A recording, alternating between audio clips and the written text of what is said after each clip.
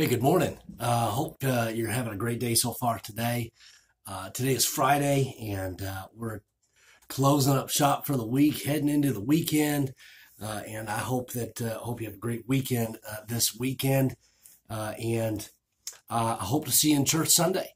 It's going to be just a great time as we celebrate Pastor Barnett's birthday.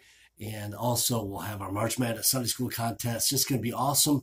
I hope you'll be in church. Don't forget, our evening service is being moved up to the afternoon to about 12:30 as well. So you want to stick around for the entirety of the special day on Sunday. All right, here we go. We are going to be in Psalm 77. Psalm 77. So if you'd care to join me there, that's where we'll be. Just want to kind of go back and look at these questions that the psalmist poses here in Psalm 77 and verse number 7 here. So look with me. Some of the questions that we kind of closed with yesterday. It says, will the Lord cast off forever? And will he be favorable no more? Is his mercy clean gone forever?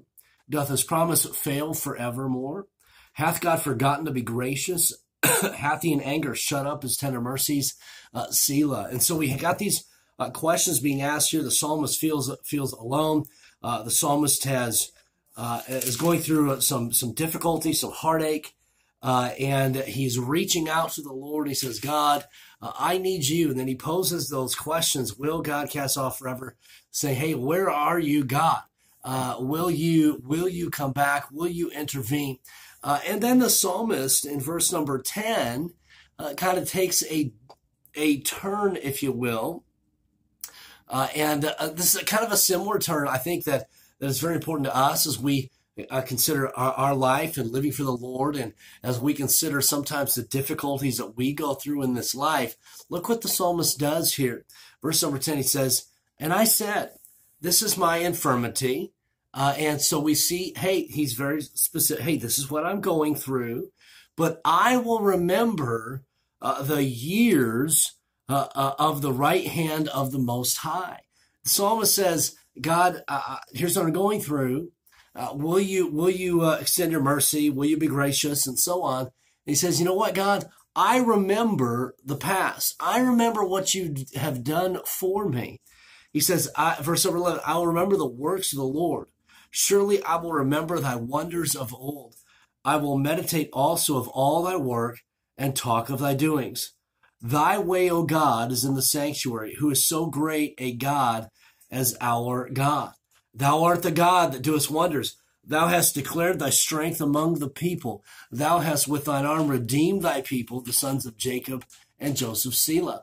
And so the psalmist, going through the difficulty he's going through, his infirmity, cries upon out to the Lord and says, God, I need you. I need your mercy. I need your grace. Hey, will you answer my prayer? And then he says, God, I know what you've done in the past. I remember how you've answered the prayers of the past for your people, for the nation of Israel, for us individually. God, I know how you've intervened. And then he gets specific here. He mentions Jacob. He mentions Joseph. Verse 16, the waters saw thee, O God, the waters saw thee. They were afraid. The depths also were troubled. The clouds poured out water. The skies sent out a sound. Thine arrows also went abroad. The voice of thy thunder was in the heavens. The lightnings lightened the world. The earth trembled and shook. Thy way is in the sea, and thy path in the great waters, and thy footsteps are not known. Thou leddest thy people like a flock by the hand of Moses and Aaron. And speaking of the crossing of the Red Sea here, how God parted the waters and saved the children of Israel. They walked across on dry ground. And when it seemed like they had no hope, God intervened. And God created a way of escape. And so the psalmist here is saying, God, I'm really going through something here. God, I need your mercy. I need your grace. And he asks the question, hey, God, where are you? Hey, God, I need you. And then the psalmist goes to, and he remembers, you know what? God has interceded before. God has answered prayer before. God has brought salvation before. And you know what? He's going to do it again. And what an encouragement that is, to know that no matter what we're going through, we can rest assured in the fact that God hasn't forgotten us, but we can get great comfort in looking back at how God has provided for us in the past, at looking to how God has answered prayers in the past. What an encouragement that is to know God's blessing. It's always good, I believe, and encouraging to give testimony, to share testimony of God's blessing in your life with other people. It's an encouragement, knowing that, hey, what we're going through today, somebody's already gone through, and God can, and will answer the prayers of the present because he's done so in the past. And that's so awesome to think about. And so I want to leave you with just kind of that thought today. Hey, don't forget God is still there. Don't forget the God that has answered prayers in the past will answer the prayers of the day. All right. Good morning, Cliff and Karen. Thank you for being on live this morning. It's about 10 o'clock here. Good morning, Cindy. Good to have you on today. And Ingrid, hello. And Cliff and Karen, so thankful that God answers prayers in his time. He knows exactly what we need and when we need it. That is so awesome.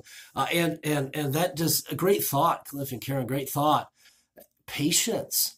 And God knows what we need when we need it. And just to trust his timing. Great thought there. Thank you so much for commenting.